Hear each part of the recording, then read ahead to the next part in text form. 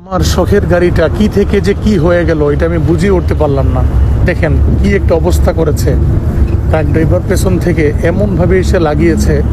এটা হচ্ছে মাদারীনগরের মাদ্রাসার একদম বরাবর অপোজিটে এই একটা অবস্থা হয়েছে। আমাদের প্রোগ্রাম ছিল মাগুরায়, আমরা ওখান থেকে শেষ করে যখন কুমিল্লার পথে রওনা করলাম তখন এই ঘটনাটা ঘটলো। আমার মনটা আসলে অনেক খারাপ হয়ে গিয়েছে, কারণ এটা আমার খুব শখের গাড়ি ছিল আর এটা ফার্স্ট টাইম গাড়ি। এই কারণে এই বিষয়ে আসলে খুব মন খারাপ লাগছে। সারা দেশের মানুষ যারা আমার লাইভটি দেখেছেন তারা দেখার পরে অনেকেই জানতে চেয়েছেন। তো এই কারণেই আপনাদেরকে জানাচ্ছি যে আসলে আলহামদুলিল্লাহ, আল্লাহর কাছে বহু শুকরিয়া যে আমরা সুস্থ আছি। আমার ড্রাইভার থেকে নিয়ে শুরু করে সবাই আমরা খুব সুস্থ আছি, কিন্তু গাড়িটার অবস্থা খুব নাজেহাল। এটা অলরেডি গ্যারেজে পাঠিয়ে দিয়েছি।